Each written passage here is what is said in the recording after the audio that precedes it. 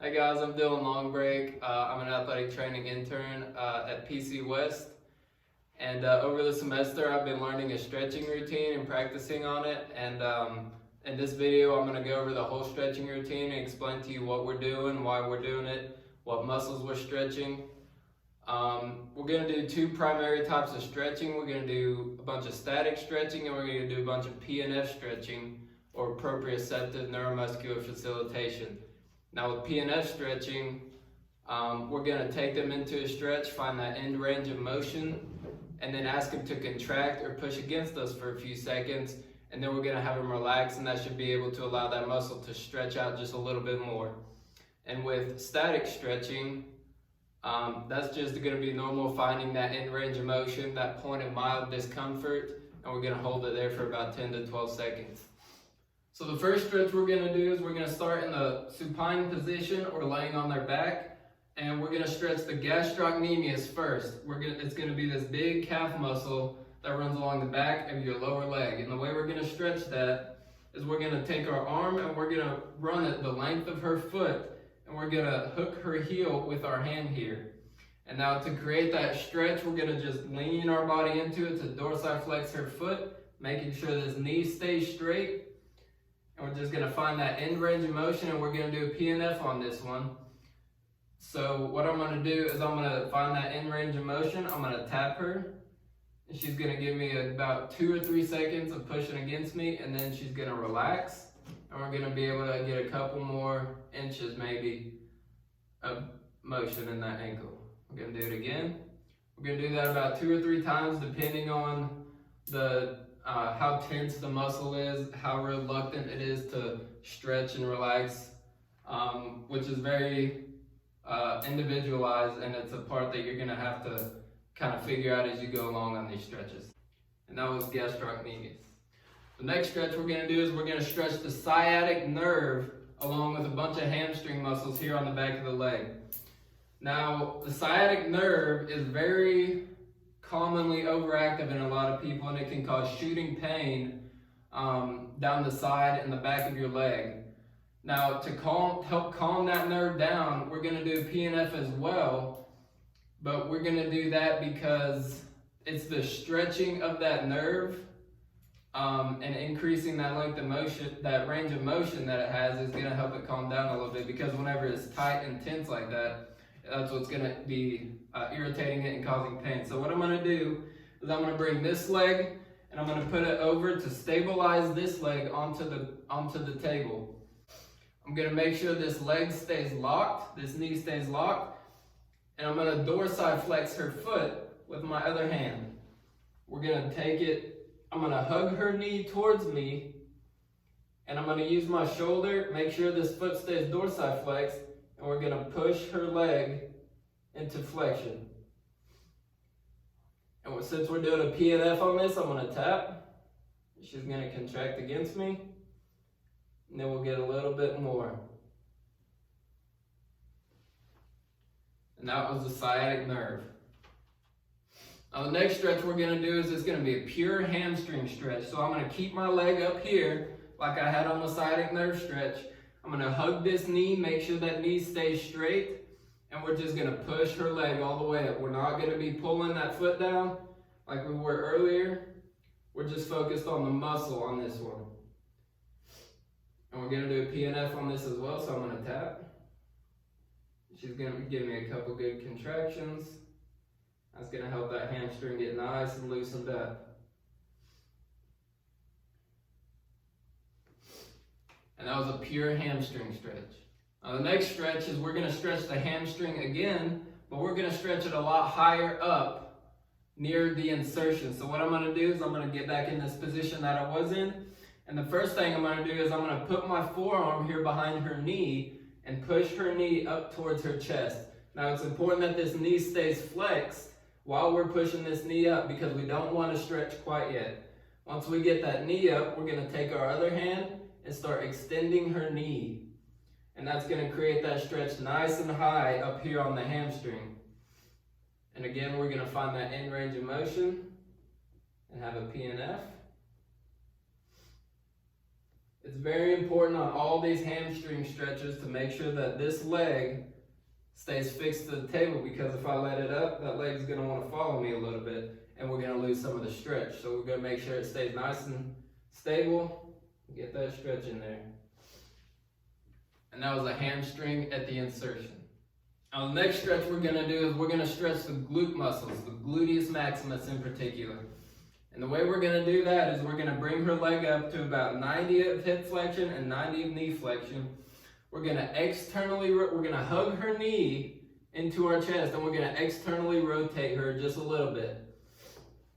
She should already be feeling a little bit of stretch right here. And then to get more activation out of the glute, we're going to take her knee up to her near shoulder on the same side as her leg at first. She'll be feeling a real big stretch here in the glute. We're going to do PNF on this as well. And relax. And now after we take her knee to her shoulder first, we're next going to take her knee to the middle of her chest. And then finally we're going to take her knee to her opposite shoulder. So again, we're going to hug the knee. We're going to put her into external rotation. And then we're going to come up towards the middle of her chest. Now the reason we stretch this muscle at 3 different angles is because the gluteus maximus is such a big muscle and it can work in so many different directions that it's important to find different angles to put tension on that muscle to get a full stretch through the entire muscle. And that was gluteus maximus. Now the next stretch we're going to do is going to be our first stretch that's just a static stretch and not a PNF. And the muscle we're going to stretch here is the piriformis. And the reason we're not going to do a PNF on this one is because most of the tension from the stretch is going to be up near the insertion, near the tendon where the piriformis inserts. And so because a tendon cannot contract, we're not going to try to ask it to contract. And so what we're going to do, similar to the glute stretch, we're going to hug her knee towards us and put her into external rotation. Now on this one, that's the whole stretch. We're going to go into external rotation. So we're going to take her as far into external rotation as she can go. And she's going to feel this a little bit on that, mostly on the outside of her hip, right about here. And we're just going to hold it for about 10 to 12 seconds. We're going to let her relax just a little bit, and then we're going to take her right back into it. Notice how I'm using this arm as kind of a bar to support myself to get a little more leverage to force that hip into external rotation. And that was piriformis. All right, so the next stretch we're going to do is we're going to stretch the adductor group, but we're going to stretch it really high up, kind of near that musculotendinous junction up on the pelvis. And so the way we're going to do that, we're going to go straight from our piriformis stretch from 90 and 90. We're going to take this ankle and put it right above her knee on the opposite leg. Now with my hand closest to her head, I'm going to find her ASIS, or her anterior superior iliac spine, which is this kind of pointy, bony landmark right here on the front of your hip. And I'm going to use that to stabilize her hip and make sure that hip stays down throughout the entire stretch. And what I'm going to do, we got this nice lever created right here, and so I'm just going to take my hand and push this knee down. And now she's going to feel this stretch really high up near that musculotendinous junction of the adductors. And now because we are stretching it near the tendon, whether or not we do a PNF is pretty dependent on your client. Like a lot of these stretches, they're very client-based. They can be very individualized. And if you think your client might have a little more hip problems, might need to calm those hips down, then you just want to take them into a static hold and hold it there. If you think they can handle it, because there is a lot of muscle that can be used on this stretch, if you think they can handle it, if you think their hips are fine, you can do a PNF. That, again, that's completely up to the client, up to what you think they can handle. And that is adductor stretch. Now the next stretch we're going to do is we're going to stretch the adductor group once again. So we're going to take her leg and we're going to abduct it away from her body. And we're going to make sure we're stabilizing this other leg so it's not following us as we get into this stretch. So I'm going to make sure this knee stays straight. I'm kind of just going to put it right here, support it on my leg. and just use my body to kind of push her into this stretch. It's a pretty simple stretch to do because you're not having to, pull a lot, use your arms a lot, use a lot of leverages. You're just kind of using your body and landing her into it. And since this is a bunch of adductor muscles and a lot bigger muscle group, we are going to do a PNF on this one. So I'm going to tap her. She's going to give me a contraction. Now, if I want to increase the intensity of this stretch, a couple things I can do is I can externally rotate her lower leg or roll it away from me and kind of push her leg down my leg a little bit. Now, she's going to probably feel this in the back of her knee a little bit more because that's going to put more stretch on the muscle called gracilis, which is an adductor muscle that not only acts on the hip, but it acts on the knee as well. So manipulating that knee joint is going to put a little more stress on that gracilis. She's going to feel a little bit bigger stretch on this one. And that was the adductor group. So the next stretch we're going to do is we're going to stretch the IT band, which is a big long ligament that runs from your pelvis all the way down to below your knee. And the way we're going to stretch that is we're going to take her leg and we're going to adduct it all the way across the midline of her body. And we're going to make sure we have this knee stayed straight. And I'm going to hook her ankle here in to my forearm to try to just get a better grip. And so I'm going to put my leg up here as well to support her leg that's not doing anything, to make sure it's not coming with me and I'm not just turning her whole body. So I'm going to make sure this leg stays straight, and I'm going to just lean back into the stretch. And we are not going to do a PNF on this because, as I said earlier, the IT band is just a long ligament. It's not muscle. So we're not going to try to make it contract like a muscle. So I'm just going to hold her for about 10 to 12, let her relax, and then bring her right back into it. We're going to do each of these about two or three times. And that was the IT band. So the next stretch we're going to do is we're going to stretch the paraspinals, which is a whole bunch of muscles that are right here on the outside of your spine. Para meaning the side, and spinal meaning the spine, obviously. And so the way we're going to stretch that is we're going to stretch those in the transverse plane, meaning we're going to rotate her. And so what we're going to do is we're going to take our arm and we're going to hook under her scapula. Now we're going to want to get this really deep here in the scapula. We're going to take our hand, we're going to find the ASIS once again to make sure we're not just rolling her whole body. We're keeping that butt fixed to the table. Now we're going to make sure this arm stays hooked or stays tight as possible, and we're just going to pull and roll her upper body.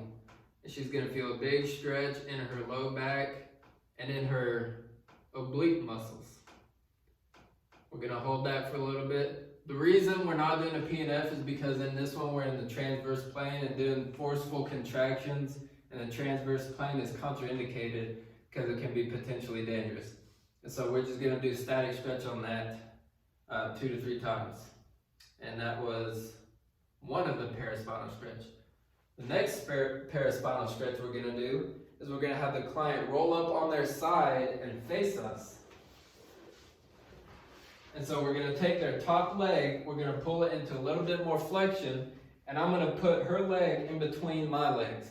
And what that's going to do is, as we're getting that rotation, like we were on the last stretch, her hips, this is the substitute for pushing on the ASIS. Since we're not able to push on it because we're in a different position to fix that hip, this is going to allow us to fix that hip a little bit and keep her whole body from rolling. And so on this one, what we're going to do is we're going to have the client cross their hands. We're going to ask her to take a deep breath, and then as she's exhaling that breath, we're going to take her shoulder and try to roll it all the way over to the opposite side of the table. So I'm going to ask you to take a deep breath and exhale. We're just going to push all the way over to the other side of the table. We're just going to hold that for about 10 seconds or so. And we're not going to do a PNF on that as well. We're just going to take that one into it and hold it. And that was paraspinals. Okay, so now we're going to move on to upper body stretches in the supine position or laying on her back. And the first muscle we're going to do is we are going to do the supraspinatus muscle, which is one of 4 rotator cuff muscles. It's right up here that runs along the top of your scapula. All right, and the way we're gonna stretch that is we're gonna take her arm into flexion. We're gonna externally rotate, make sure that thumb will end up pointing down behind her head, and we're gonna make sure this elbow stays nice and straight. And so we're gonna keep on pulling her. We're gonna, first thing we're gonna do is we're gonna distract her shoulder, meaning pull it away from her a little bit, and then we're gonna keep pulling her into flexion. Now where she's gonna feel this, she's gonna feel a little bit of a pinch right here on the top of your shoulder. And the supraspinatus is a pretty small muscle, so it makes sense that it's not covering a big area. And because it's such a small muscle, we're gonna not do a PNF on this. We're just gonna do a static hold for about 10 to 12 seconds, relax, and we're gonna go right back into it. Now another way that we can stretch the same muscle, the supraspinatus, is we can take her arm in a similar position and we can flex her elbow. And flexing her elbow, and another thing we're going to do is we're going to take our offhand and we're going to push her scapula down, because you'll be able to see whenever you're doing it to someone, whenever we bring this arm way up here, the scapula starts to want to turn out. And so we're going to push that down to make sure that scapula stays there and we don't get any compensation. So I'm going to fix that scapula, or I'm going to push it down, and I'm going to abduct her shoulder. And another way we can increase the intensity is we can just push it down a little bit, push her into a little bit more flexion. And she's going to feel a very similar stretch like the last one, because it's in the same muscle group. It's going to be a little pinching right up here on top of your shoulder. And that was supraspinatus. All right, so the next stretch we're going to do is we're going to stretch the posterior capsule of the shoulder, which is right in the back of the glenohumeral joint of the shoulder. And so the way we're going to do that is we're going to take her into about 90 degrees of abduction and about 90 degrees of elbow flexion as well. And now to push this humerus posteriorly in the joint where we want to stretch, I'm going to take my arm and I'm going to put a lot of pressure right here on her anterior axillary, or the front of her armpit. And so I'm going to take my forearm, I'm going to put a lot of pressure there, and then I'm going to take my hand and I'm going to wrap it under here to support her elbow. And so we're going to create this stretch by internally rotating her arm.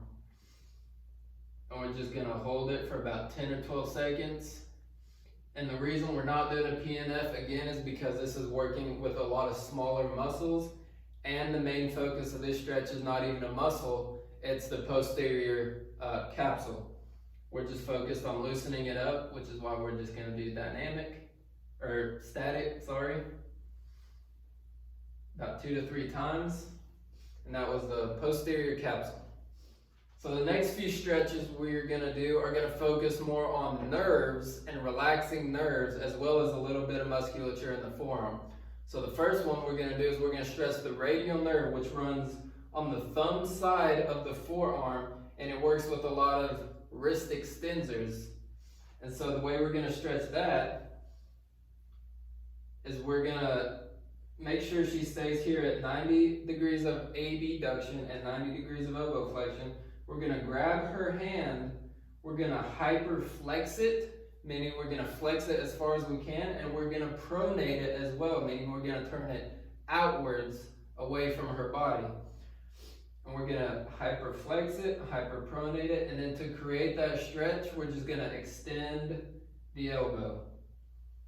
And she's going to feel a real big stretch here along the inside of her forearm. And you can even see as that nerve is calming down just a little bit, you see her elbow extend all the way. Whenever you first start this stretch, a lot of times the biceps won't want to relax, but as that nerve relaxes, it'll let you take her elbow all the way into extension. Now, if we want to increase the intensity, one trick that we can do is we can trap her thumb, because that radial nerve does have a connection all the way up here into the thumb. And so what we're going to do is we're going to compress that thumb, which is causing a little bit more stretch on that radial nerve.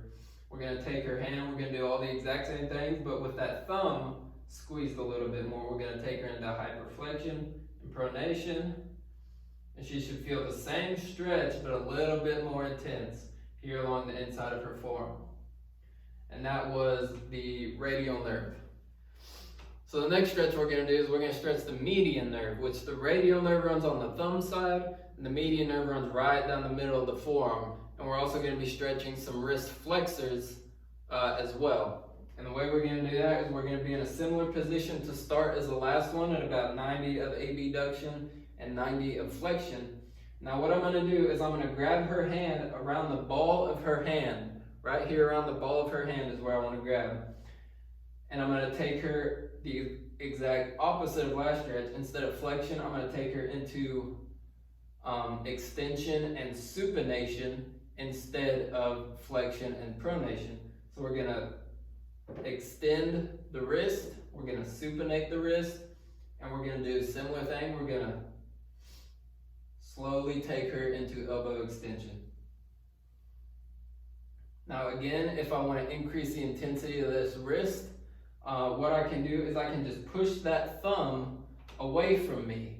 And what that's going to do is that's going to help open up some of that joint space down here towards the wrist, which is going to allow a little bit more stretch to happen in that median nerve whenever we have the extension and supination. So I'm going to do the same thing, but I'm going to make sure that thumb's pushed away from me.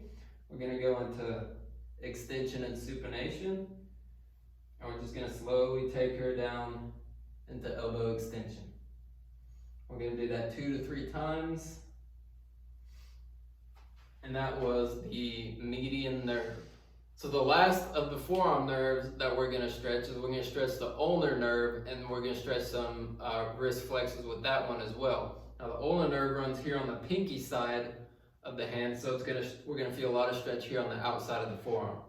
Now what I'm going to do is we're going to start in a similar position again, but I'm going to grab with the other hand, and we're going to turn her hand the other way. We're going to try to take her arm and take her palm up to the side of her head or to her ear.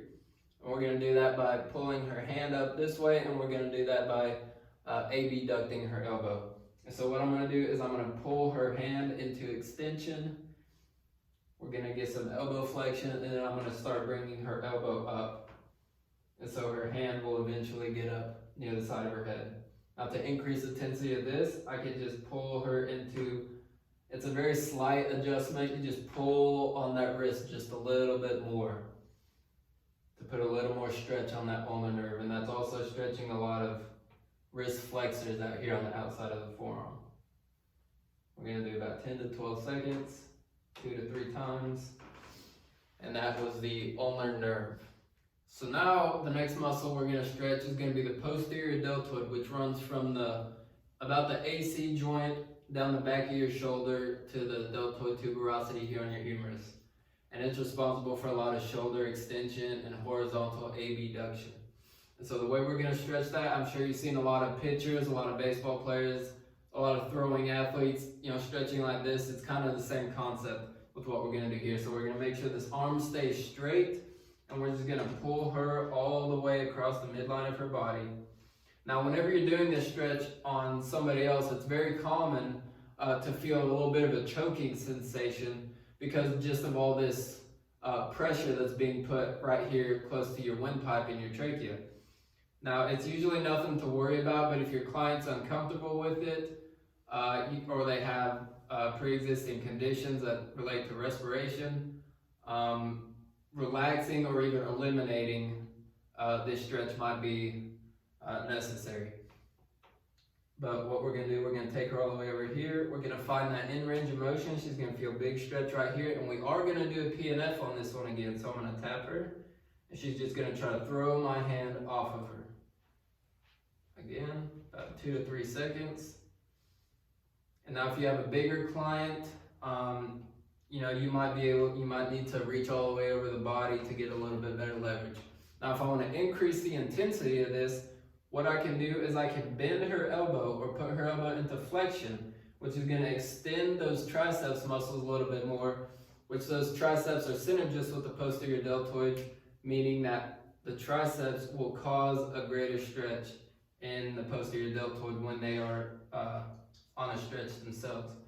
So we're going to do the same stretch, all the same everything. She should feel it a little bit tighter here in the back of her shoulder. And we're going to do PNF on that one as well. and that was posterior deltoid. So the last stretch we're going to do on the upper body in the supine position is we're going to stretch the pec major, which is a big muscle right here on the front of your chest. And the way we're going to do that, we're going to go straight from the posterior deltoid position that we were just in before pulling her back. We're going to scoop this hand in here under the scapula to support her scapula as we're stretching on this. And another thing that's going to do is that's going to help put her in a better position that will protect the anterior portion of that shoulder joint, because in a lot of throwing athletes it's already pretty loose, and it's very important to be able to work on that part of the shoulder without damaging it further. So what we're going to do is we're going to keep her elbow flexed. We're going to start a little bit above 90 degrees of abduction, and we're just going to very lightly for a few seconds at a time just stretch that pec. Push that elbow down. We're going to get stretching that pec. We're going to hold it for about 3 seconds, and then we're going to adduct her. We're going to be pulling that elbow down and then doing the same thing. We're going to do that for about 2 or 3 seconds at each position. And as I move this elbow down, that stretch is going to start pretty high up here, kind of similar to where supraspinatus felt. But as we move it down, it's going to get closer and closer to the middle of your body and into that pec muscle. So we're going to get a little bit below 90, and this stretch is actually going to feel pretty good whenever we get down there, and she's just feeling it in the big muscle that is the pec. And that was pectoralis major. And so the first lower body stretch that we're going to do in the prone position or face down is the hip flexor, and we're going to do a straight leg hip flexor stretch first. And so I find that I like to spend a little bit more time and stretch a little bit longer on the hip flexors because they're chronically tight in a lot of people, and that can come from just age, it can come from a sedentary lifestyle, because when you're sitting all day, those hip flexors are in a very shortened position, and then whenever you stand up, they want to stay short, and that can cause a lot of hip problems. So I find that static stretches instead of PNF work a lot better in hip flexors because we're trying to get those muscles and those nerves to calm down. And so the way we're going to stretch it, we're going to find this PSIS, or the posterior superior iliac spine, and we're going to put a whole lot of pressure on that and take our forearm, and it's pretty much just going to be running over her butt. And so we're going to take our other arm and we're going to create a little bit of a lever here with our other leg, or we can connect our hands, whatever is more comfortable. And so what we're going to do is we're just going to pull her leg up into extension. We're going to find that end range of motion, and we're just going to hold it there for about 10 to 12 seconds. And as I said earlier, you might want to do this more than just 2 or 3 times because of how chronically tight the hip flexors are and how many problems they can cause a lot of people. And that is a straight leg hip flexor. So the next stretch we're going to do is we're going to stay on the hip flexors, but this one's going to focus a little more on the psoas hip flexor muscle, which does not connect to the pelvis, but instead runs from the femur all the way up into the lumbar spine. And so because of the way its line of pull, it has a little bit more rotational capacity than the iliacus. And so to stretch the psoas, we're going to need to use a little bit of rotational movement. And so what I'm going to do is I'm going to take her leg opposite of me, and I'm going to pull it all the way across her body, causing these hips to roll up a little bit. Now it's kind of hard to fix the hip down to the table and still get her leg all the way over. So we're going to reach up here and we're going to make sure this shoulder, we're going to find that scapula and make sure this shoulder and her upper body stays fixed and doesn't roll up with us. And so what we're going to do, as you can see, I'm right here kind of in between her legs. I'm just going to use my body to kind of straighten and push on her leg into a lot more extension of the hip. She's probably going to feel this one in her low back or her lumbar spine because that psoas muscle, it connects to those lumbar vertebrae. And this is the main muscle that can cause a lot of back pain because when that muscle is tight, it's pulling on that spine a little bit, and that's where a lot of back pain comes from. Now, if I want to increase the intensity of this stretch, I can bend her knee, bring her knee into a little bit of flexion, and do the same thing, because those hip flexors act synergistically with the quads, similar to earlier with the triceps and the posterior deltoid. Whenever there's a little bit of stretch on the quads, those synergist muscles have to kind of take over a little bit and work a little bit harder, or in this case, stretch a little bit longer. And that is psoas muscles. So now we're going to move on to the quadriceps muscles. Now on this one, as you notice, she's not laying flat on the table. We're going to have our client put one foot off, kind of like they're about to take off in a race, or they're, trying to stand up, kind of. And we're going to have her push it up as far as she can, and we're going to put our foot directly behind it to support it. So whenever we're stretching and that hip wants to roll a little bit, that leg's not going to pull. And so whenever we're stretching the quads, again, we're going to try to find that PSIS. We're going to put our elbow and a lot of weight on it. Make sure it stays down, because we're stretching a lot of muscle here, and so it's really going to want to compensate, and one of those main compensations is going to be from hip flexion, because that hip flex is going to want to shorten because it synergizes with the quad, as we mentioned earlier. And so what I'm going to do is I'm just going to take her into knee flexion, try to pull that heel up towards the butt. And we're going to find that in range of motion, and since this is the quadriceps, a very big muscle group, a very active muscle group, we are going to do a PNF on it as well. She's going to push against me for a few seconds. We're going to take it right back into it. Okay.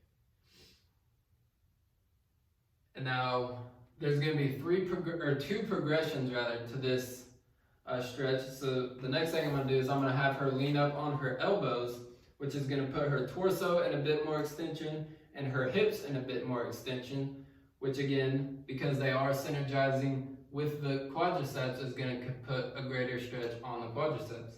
And so we're going to do all the same things. She's probably going to feel this a little bit more intensely. She might not be able to flex her knee quite as far, but that's all normal. We're going to do PNF on these as well. And as you can see, her knee is getting pretty close to her butt, meaning she's already gaining a little bit of range of motion in this muscle. Now the last progression of the quadriceps is I'm going to have her come all the way up on her hands, kind of like in a Superman position. Now on this one, it's even more important to put a whole lot of pressure on this hip, because with her whole body leaning up, that hip's going to want to come up. So we're going to have to put a lot of pressure to keep it down and make sure that we maintain that hip extension that we're looking for. We're going to do all the same thing, and as you can see, she cannot come even close to what she could earlier or when she was flat. So she's probably feeling this one even a lot more intensely than the last two. We're going to do a PNF on these as well. And that was the quadriceps group. Now the next stretch we're going to do is we're going to do a bent knee hip flexor now, meaning we're going to have this. We're going to stay in the same position that we had when we were doing the quads, but we're going to bend the knee, we're going to find that PSIS, and we're going to put our hand under her knee, because once we pull it into extension, that's going to create that stretch that we're looking for in the hip flexor. And again, like I mentioned earlier, we're having the knee bent to increase the stretch on that hip flexor. And so what we're going to do is we're going to put a lot of pressure here on this PSIS, and we're just going to pull her up into extension. We're just going to hold it there for a little bit, because as I said earlier, we don't want to do a PNF on the hip flexors. Now if you have a little bit of a bigger client, a client with more tight hip flexors, you can even put your own knee up here on the table to kind of get a little bit more power behind the stretch and help you pull up and pull that knee, or pull that hip into a little bit more extension. And that was the bent knee hip flexor. Now this next stretch is going to be the last prone lower body stretch, and the reason I say this is lower body is because it's pretty low, it's not on the arms. But we're going to be stretching the quadratus lumborum, which is these spinal muscles that connect your lumbar spine to your ilium. And the way we're going to do that is I'm going to come in here and I'm going to hook under the front of this shoulder. I'm going to find that PSIS once again, and I'm going to just pull her up towards me. Now it's important to make sure that I keep this arm pretty close to me, pretty tight into my body. And we're just gonna hold that for about 10 seconds. We're gonna relax, and we're gonna take her right back into it. Now again, like I said earlier, this is in the transverse plane. We usually don't want to have forceful contractions in the transverse plane, especially when we're in such a big stretch and a compromised position. And that was the quadratus lumborum. So now we're going to start on the upper body stretches in the prone position. And the first thing that we're going to stretch on the upper body is the subscapularis, which is this muscle that's kind of beneath your scapula. And it's responsible for internal rotation of the shoulder. So the way we're going to stretch that, first thing we're going to do is we're going to take her hand and put it right here on her low back, and we're going to just pull up until we kind of get a little bit of resistance. That's about as far as she can go. Now, as you notice a little bit on this shoulder blade, as I pulled her up, that shoulder blade started rising up a little bit, and that's called winging of the scapula. And that's a compensation that we want to get rid of. And so what we're going to do before we have any tension on these muscles, we're going to put a lot of pressure on this scapula to keep it from coming up. And now if we pull her hand up her back, you can notice she just lost a little bit of range of motion because that compensation is no longer there. And so we're going to find about as high as she can go, and we're going to hold that hand there, and we're going to put a little bit of pressure, forcing her shoulder into a little bit more of external rotation. This pressure is down here on her elbow, causing her elbow to go forward, pushing us into a little more internal rotation. We're just going to do that for a couple seconds at a time, and we're going to let it out as we go. Now the reason we're doing this is similar to what we did on the pec major. We're not wanting to get a huge big stretch in that joint specifically. We're just trying to get a pretty good stretch through the muscle. And that was subscapularis. Now another way that we can stretch the subscapularis is we're going to put pressure on this scapula again. We're going to go in kind of a similar position with this hand on her lower back. Now what we're going to do, instead of pushing that elbow down, we're just going to take her hand and her forearm and just lift it up off of her back a little bit. Now she's going to feel a lot more in the front of her shoulder a little bit, but she's also going to feel this pretty similar to where she felt the last one. We're just going to hold it for 10 seconds, and then we're going to let it back down. And that was another stretch for the subscapularis. The next stretch we're going to do is going to stretch the anterior deltoid. Now the anterior deltoid, exact opposite of the posterior deltoid that we did earlier. It's going to be responsible for a lot of shoulder flexion and horizontal abduction, and runs along the front of your shoulder. Now the way we're going to do this, we're going to fix that scapula again because we don't want any winging. We're going to just keep her arm straight, grab her forearm, and we're just going to pull her into shoulder extension. And now this is again stretching some pretty small muscles, so we're not going to do a PNF on it. We're just going to hold it for about 10 seconds and let it back out. Make sure that arm stays straight. Make sure you keep pressure here on the scapula so there's no winging. And that was anterior deltoid. Now the last stretch we're going to do in the prone position for the upper body is we're going to stretch the pec minor.